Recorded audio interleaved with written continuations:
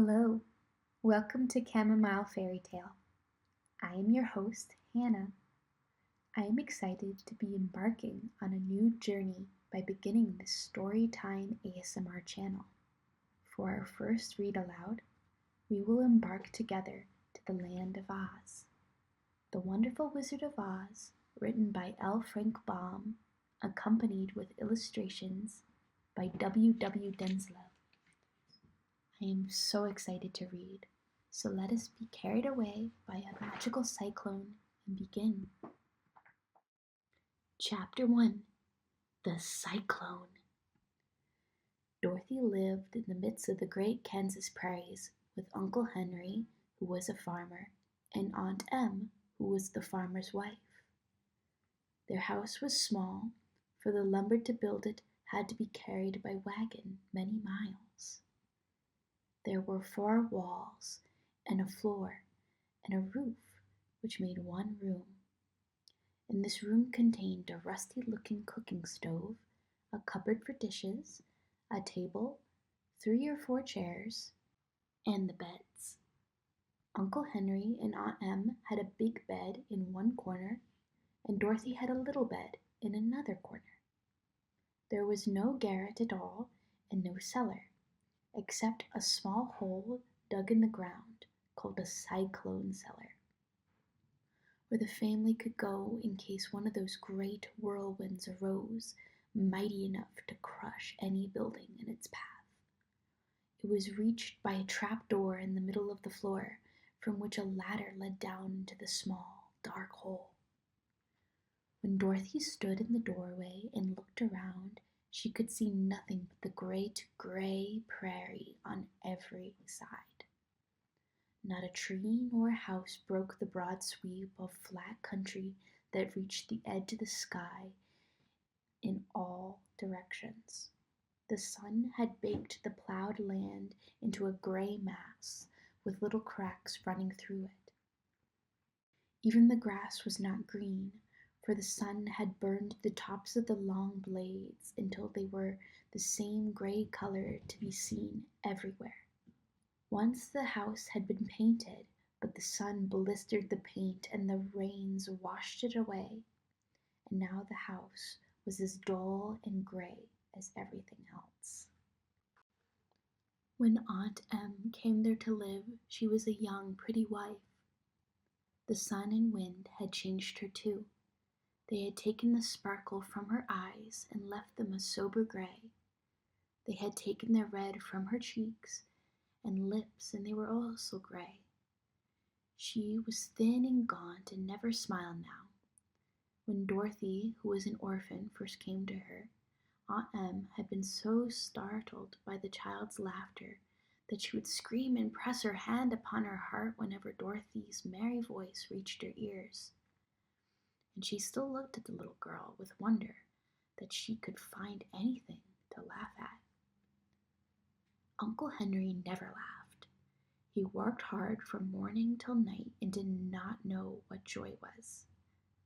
He was gray also, from his long beard to his rough boots, and he looked stern and solemn and rarely spoke. It was Toto that made Dorothy laugh and saved her from growing as gray as her other surroundings. Toto was not gray. He was a little black dog with long silky hair and small black eyes that twinkled merrily on either side of his funny wee nose. Toto played all day long, and Dorothy played with him and loved him dearly. Today, however, they were not playing. Uncle Henry sat upon the doorstep and looked anxiously at the sky, which was even grayer than usual. Dorothy stood in the door with Toto in her arms and looked at the sky too. Aunt Em was washing the dishes.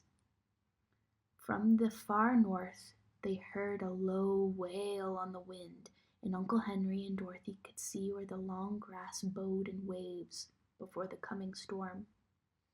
There now came a sharp whistle in the air from the south, and as they turned their eyes that way, they saw ripples in the grass coming from that direction also. Suddenly, Uncle Henry stood up. "There's a cyclone coming, Em," he called to his wife. "I'll go look after the stock." Then he ran towards the sheds where the cows and horses were kept. Aunt Em dropped her work and came to the door. One glance told her of the danger close at hand. "Quick, Dorothy!" she screamed. "Run for the cellar!" Toto jumped out of Dorothy's arms and hid under the bed, and the girl started to get him. Aunt Em, badly frightened, threw open the trap door in the floor and climbed down the ladder into the small dark hole. Dorothy caught Toto at last and started to follow her aunt.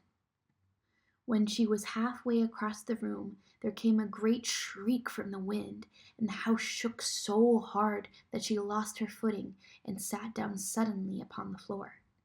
A strange thing then happened. The house whirled around 2 or 3 times and then rose slowly through the air. Dorothy felt as if she were going up in a balloon.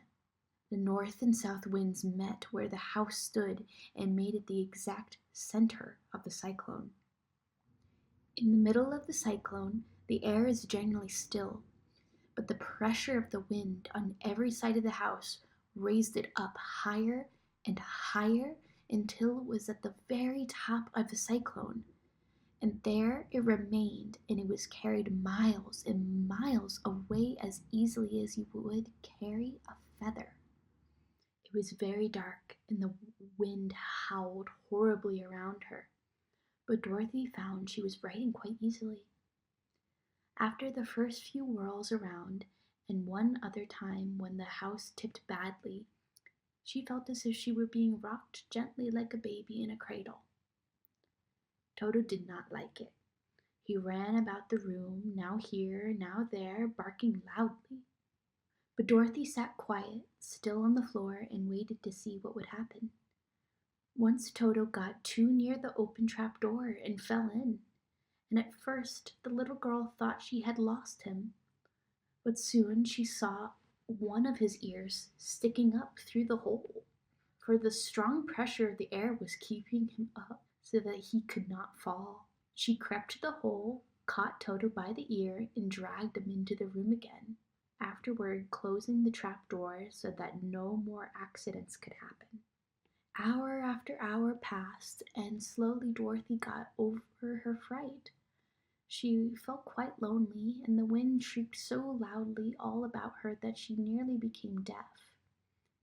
At first she had wondered if she would be dashed into pieces when the house fell again. But as the hours passed and nothing terrible happened, she stopped worrying and resolved to wait calmly and see what the future would bring. At last she crawled over the swaying floor to her bed and lay down upon it, and Toto followed and laid down beside her. In spite of the swaying of the house and the wailing of the wind, Dorothy soon closed her eyes and fell fast asleep. Thank you for joining me today. I hope you feel a bit calmer after reading with me. Join with me again next time, for I will be reading Chapter 2, The Council with the Munchkin.